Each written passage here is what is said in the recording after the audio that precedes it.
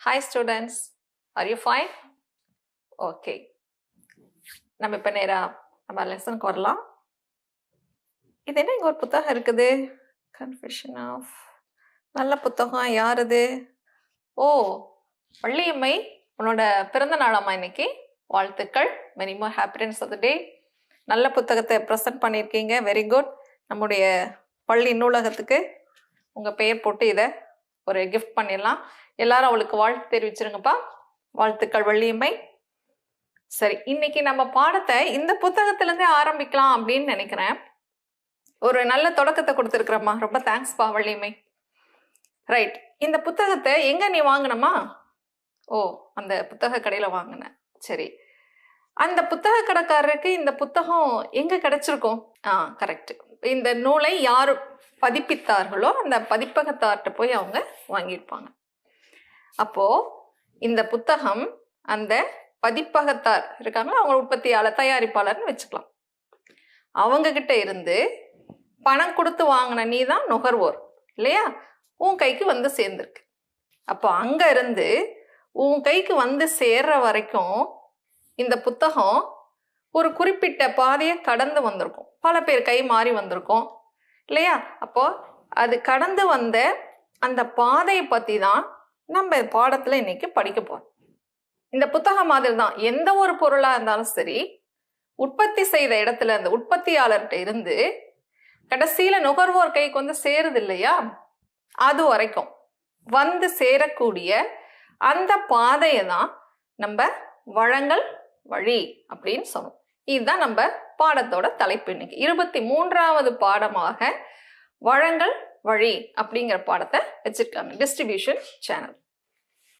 இப்போ இந்த பாடத்தை எவ்வளோ இது முக்கியத்துவம் வாய்ந்த ஒரு பாடம் அப்படிங்கிறத நீ படிக்க படிக்க தான் புரிஞ்சுக்குவ. ஒரு பழைய பாடல் ஒன்று இருக்கு, வாழ நினைத்தால் வாழலாம், வழியா இல்லை பூமியில் அப்படின்னு ஒரு பழைய பாடல். இன்றைய காலத்துக்கு ரொம்ப பொருத்தமா இருக்கும். பிழைக்கணும்னு நினைச்சிட்டா 1000 வழி இருக்கு பிழைக்கிறதுக்கு. அதுல ஒண்ணுதான் மிகச்சிறந்த வழிதான் இந்த வழங்கல் வழின்னு வச்சுக்கலாம். ரொம்ப ஈஸியா பணம் சம்பாதிக்கக்கூடிய ஒரு வழி. எப்படி டீச்சர்?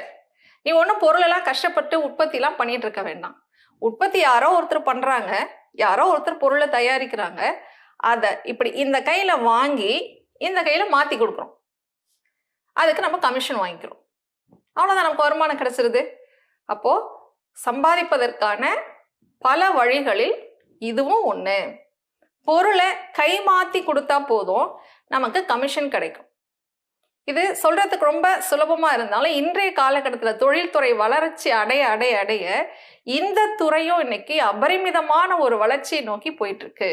இடைநிலையர்கள் இந்த கை மாற்றி இப்படி கொடுக்குறாங்க இல்லையா, அவங்கள நம்ம இடைநிலையர்கள் அப்படின்னு சொல்லுவோம்.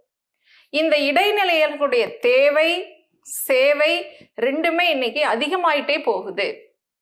பரந்த அளவுல செயல்படுறாங்க. லட்சக்கணக்கான பேர் இன்னைக்கு இந்த தொழில தான் செயல்படுறாங்க. அப்போ இதனை பத்தின ஒரு அடிப்படை அறிவு நமக்கு இருந்தது அப்படின்னா நம்முடைய எதிர்கால வாழ்க்கைக்கு பணம் ஈட்டுவதற்கு, பொருள் ஈட்டுவதற்கு இது நமக்கு ரொம்ப உபயோகமா இருக்கும். இந்த நாலேஜ் நமக்கு ரொம்ப உபயோகமா இருக்கும். அதனால இந்த பாடத்தை கவனமா படிங்க, கவனிங்க.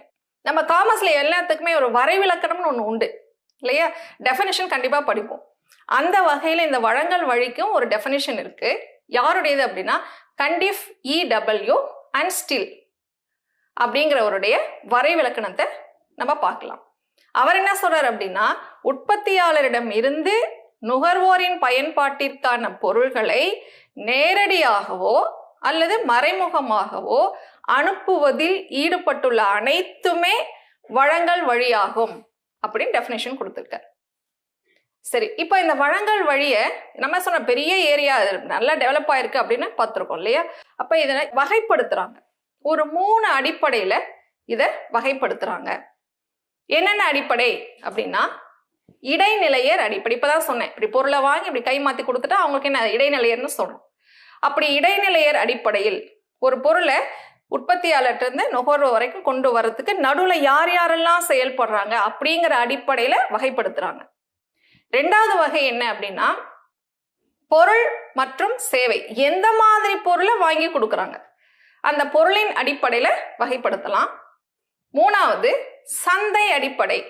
உள்நாட்டுக்குள்ளாரையே அதை அந்த பாதை அமைதா, இல்ல நாட்டை கடந்து வெளிநாட்டுக்கும் அந்த பொருள் பரிமாற்றம் செய்யப்படுகிறதா அப்படிங்கிற அந்த சந்தையின் அளவை பொறுத்தும் இந்த வழங்கல் வழியை பிரிக்கிறாங்க. இதுல முதல்ல நம்ம பாக்குறது இடைநிலையர் அடிப்படையில் அப்படின்னு சொன்னோம் இல்லையா, அந்த அடிப்படையில எந்தெந்த வகையில பிரிச்சிருக்காங்க அப்படின்னு பார்க்கலாம். இப்ப இடைநிலை அடிப்படையில அப்படின்னு பிரிக்கும் பொழுது மேஜரா 2 பார்ட்டா பிரிக்கிறாங்க. நேரடி வழங்கல் வழி, மறைமுக வழங்கல் வழி. அப்படி இந்த சார்ட்டை பார்த்தாலே உங்களுக்கு புரியும். நேரடி வழங்கல் வழி, மறைமுக வழங்கல். அதனால நேரடி வழங்கல் வழி அப்படின்னா இப்ப இந்த சார்ட்ல பாருங்க, ஃபர்ஸ்ட் எடுத்தோன்னே நம்ம உற்பத்தியாளர் அப்படிங்கிற இடத்துல ஒரு ஃபார்மர்னு ஒருத்தர் போட்டிருக்கோம். இப்போதைக்கு ரொம்ப பரிதாபத்திற்கு ஒரு உற்பத்தியாளர்னா விவசாயிகள் தான் அப்படின்னு சொல்லலாம். ஸோ அவரே நம்ம பாடத்துல உற்பத்தியாளரை வச்சு படிக்கலாம். ஒரு விவசாயி உற்பத்தி செய்யறார் தன்னுடைய விளைபொருட்களை, விவசாய விளைபொருட்களை. அந்த விளைபொருள்களை நேரடியா கொண்டு வந்து நுகர்வோர் கையில சேர்த்துட்டாரு அப்படின்னா அங்க நடுவுல யாருக்குமே வேலை இல்லை, இடைநிலையே தேவையில்லை. அவர் பொருளை கொண்டு வர்றாரு, நுகர்வோருக்கு கொடுக்குறாரு. அப்போ நேரடியா கொடுக்கறதுனால இதை நேரடி வழங்கல் வழி அப்படின்னு சொல்றோம். அதாவது இதுக்கு நடுவுல யாருமே இடைநிலையர் இருக்க மாட்டாங்க. மல்டி லெவல் மார்க்கெட்டிங் அப்படின்னு சொல்லுவாங்க.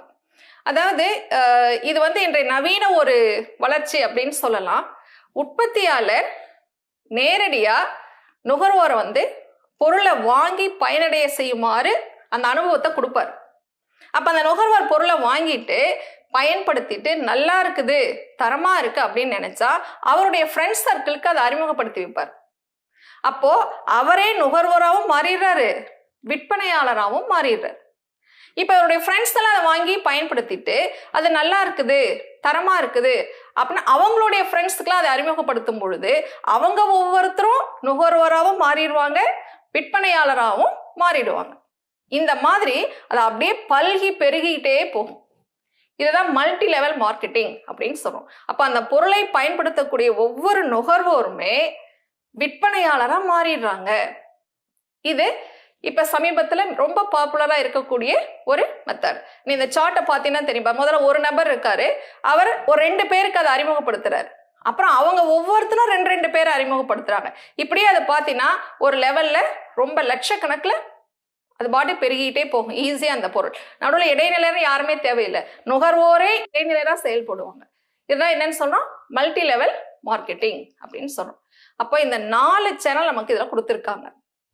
நேரடி வழங்கல் வழி அப்படின்னா இதுல இடைநிலையரே இருக்க மாட்டாங்க, உற்பத்தியாளர் நேரடியாக நுகர்வோருக்கு பொருள்களை எடுத்து செல்கிறார். இதுதான் நேரடி வழங்கல் வழி அப்படின்னு சொல்றோம்.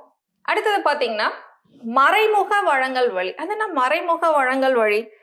இப்போ இந்த சார்ட்ல பாத்தீங்கன்னா 2வது 3வது 4வது அந்த செயின்ல பாருங்க, அந்த விவசாயிக்கும் நுகர்வோருக்கும் நடுவுல சிலர் வர்றாங்க. ரீட்டைலர் ஒருத்தர் வர்றாரு, அப்புறம் ஹோல்சேலர் ரீட்டைலர் வர்றாங்க, அடுத்த செயின் நிறைய பேர் வர்றாங்க. அந்த மாதிரி நடுவுல செயல்படக்கூடிய இடைநிலையர்கள் யாராவது வந்துட்டாங்க அப்படின்னா அதை தான் என்னன்னு சொல்றோம், மறைமுக வழங்கல் வழி. அதாவது உற்பத்தியாளரும் நுகர்வோரும் சந்திச்சுக்க மாட்டாங்க. நடுவுல சில அந்த பொருள்களை பரிமாற்றம் செய்வதற்காக சில நபர்கள் செயல்படுவார்கள். அந்த மாதிரி இடைநிலையர்கள் இருந்தா அதை தான் என்னன்னு சொல்றோம், மறைமுக வழங்கல் வழி.